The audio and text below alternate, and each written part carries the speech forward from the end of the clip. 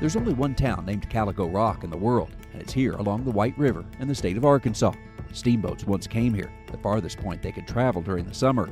It became the largest town in the county, a place to do your shopping and much more. So in the 1940s, CalicoRock was a boom town, and it was a raucous place on a Saturday night. People would make moonshine, and they'd call that pepper sauce, and they'd drink it down in the alley back behind Main Street. But as the decades passed, the town was slowly passing as well. The population dipped to about 600. The school system suffered. A walk along these streets was a stroll past closed storefronts. It was Main Street in name only. Stephen Mitchell saw his hometown vanishing right before his eyes. We got down to where we only had one business in town, and that was the little soda fountain that operated. It had a little lunch counter. If Stephen and other citizens did not step forward, CalicoRock, it was feared, may very well vanish, taking the school with it. But how do you attract businesses and people to a town that's down to its last store? Interestingly, the local museum board realized the storefronts were historic and decided they should buy a building and make revitalization happen themselves.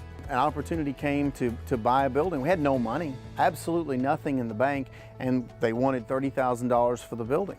So we had to raise money. A local bank believed in the effort and loaned them the money. Fundraisers, concerts, individual gifts, they all helped pay for the building and a small museum on the upper floor. But what to do with the downstairs and the goal of revitalizing the town?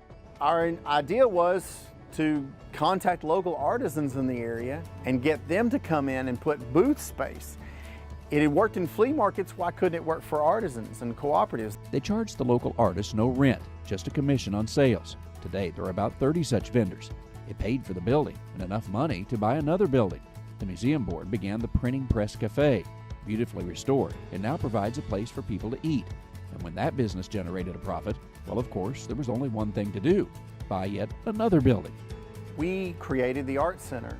It's a complete art center that has some of the greatest works of art, both not only in our area, but some famous artists in Arkansas and famous American artists.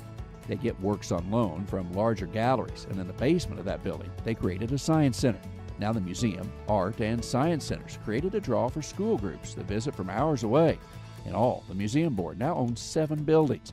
The tax revenue from those businesses is about $5,000 per month more than before they purchased their first building. Today, there are 6 new businesses on Main Street. So in addition to the ones that the museum owns and operates, we have 6 privately owned, independently operated businesses. And a Main Street that once had only one store operating now has all but 2 storefronts occupied. It's a place that is coming back to life along this beautiful river in northern Arkansas, attracting a wide range of ages from locations both local and even outside the nation. This is just a small town, but it could have been a town that would have vanished if not for the work of Stephen and other volunteers. And thanks to their efforts, it's attracting more people than has been seen in decades. Traveling the countryside in CalicoRock, Arkansas, I'm Andrew McCrae.